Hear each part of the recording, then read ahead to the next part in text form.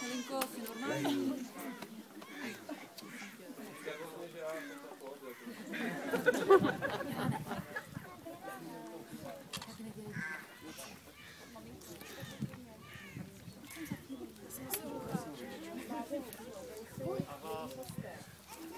Srdečně vás vítám na tomto obřadním místě, kde budete přítomni významné události v životě.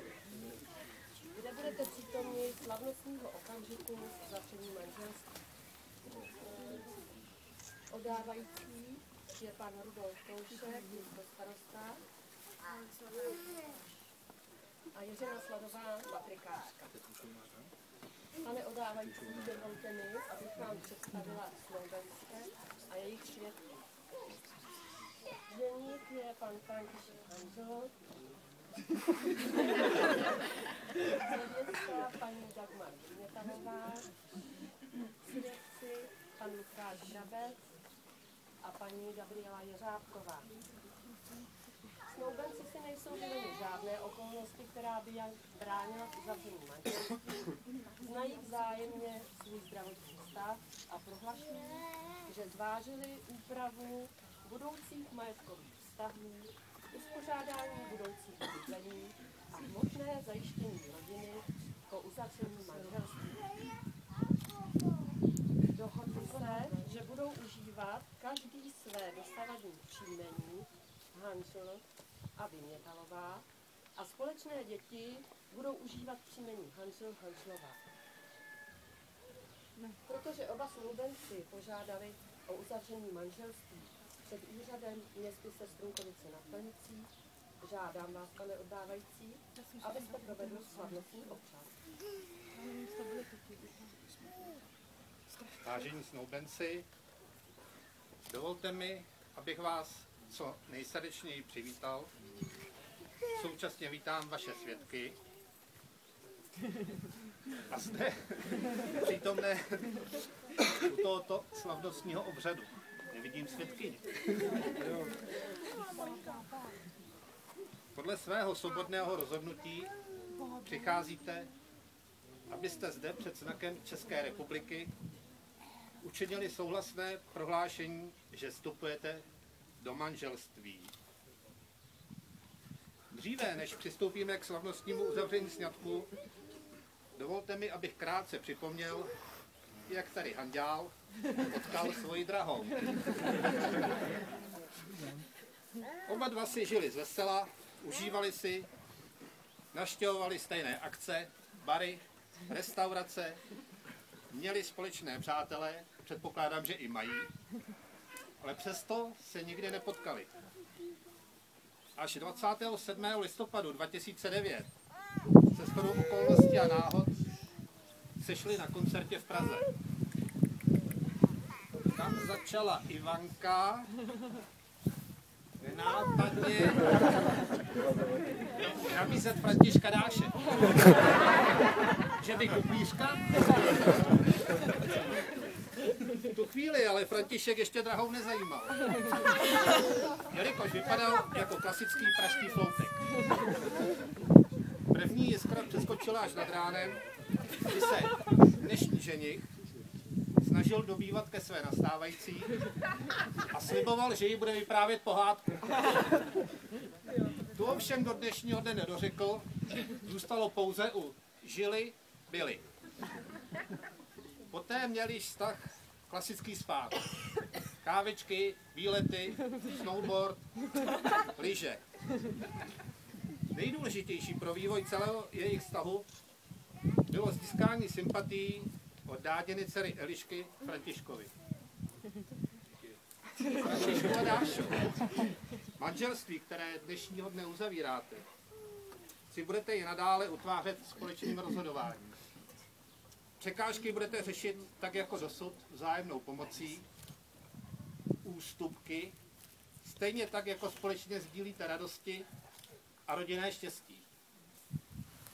Vaše manželství bude šťastné a spokojené, když ho budete společně žít a chovat se k sobě tak jako dosud.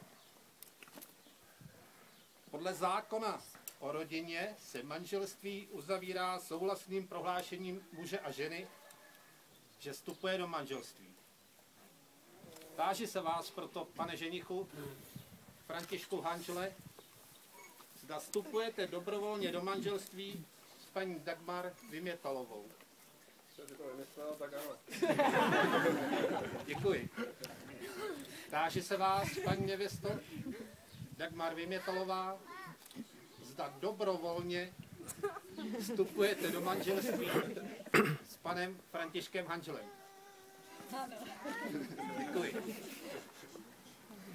Protože jste splnili všechny podmínky, které se vyžadují k uzavření manželství, prohlašuji vaše manželství za právoplatně uzavřené.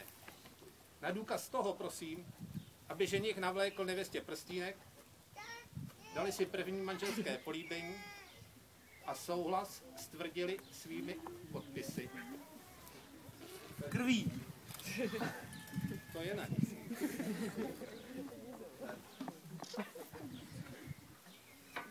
Štička bude stačit. Brachovi, prosím tě, jo?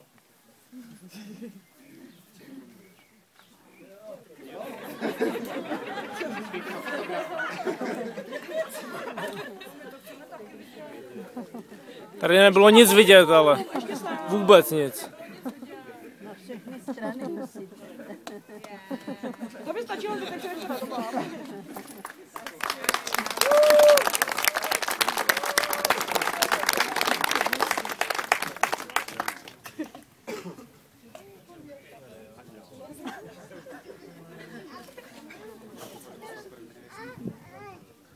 Píš Hanžel, vole, ne Hanďel.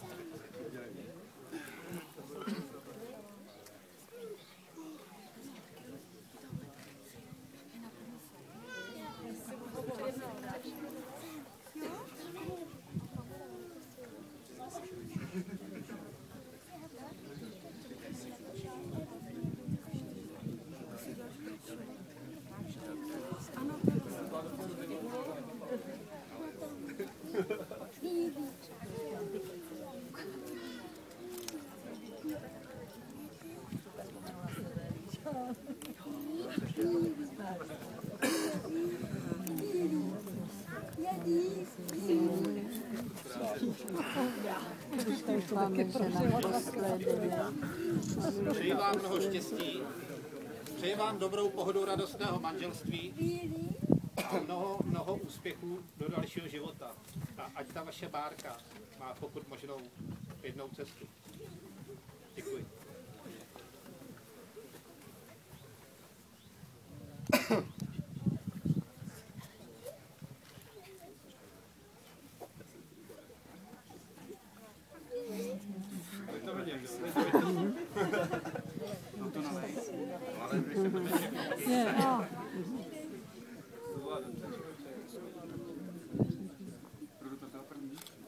Ne?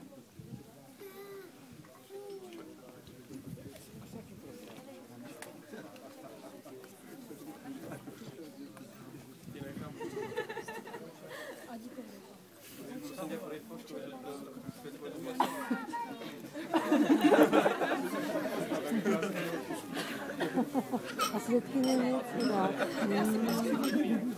Po něm předají skleničky.